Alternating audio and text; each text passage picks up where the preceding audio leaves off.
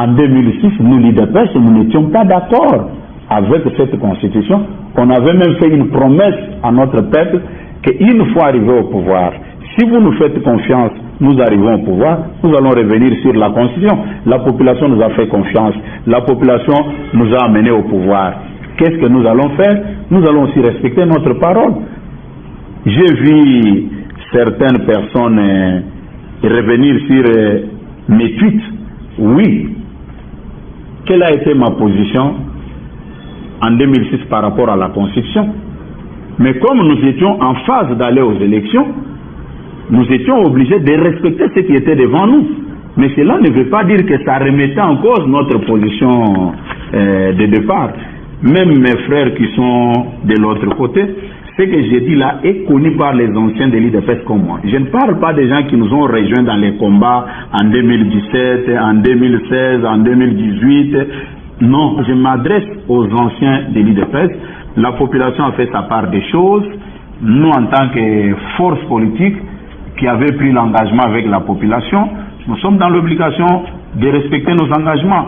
Regardez même l'affaire de la loi Bakajika de 1973, où les sols et les sous-sols revenaient d'office à l'État. Aujourd'hui, ils ont voulu brouiller avec d'autres vocabulaires, que non, l'État exerce sa souveraineté sur les eaux, forêts, ainsi de suite. Non. Il y a beaucoup de choses qu'on doit revoir dans notre constitution. Quand vous regardez les États-Unis, la France, quand ils revisitent leur constitution, ça ne pose pas de problème. Pourquoi ici les gens sont très agités? Je pense que tout responsable politique sérieux ne peut pas aller à l'encontre de la révision constitutionnelle. J'avais dit ça le dimanche, même la loi électorale aussi pose problème. Il y aura des réformes dans beaucoup de lois. Je prends à titre d'exemple la loi électorale, avec le problème d'essai. Quelqu'un élu massivement, mais on peut l'empêcher sous prétexte que son parti n'a pas atteint les seuils. Tout ça sont des problèmes. Et il faut se regarder en face, aborder les problèmes avec tous les sérieux possibles, au lieu de chercher des midi à 14h, manipuler la population.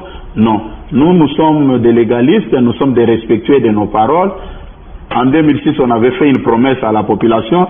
Il faut arriver au pouvoir. Nous allons revoir la constitution.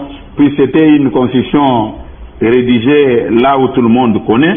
Mais en tant qu'élu, en tant que responsable de la première force politique de notre pays, je me vois dans l'obligation de donner des orientations à notre base et à notre population. À cet effet, l'élu de Moamba a même annoncé qu'il entamera dans les jours à venir une campagne de sensibilisation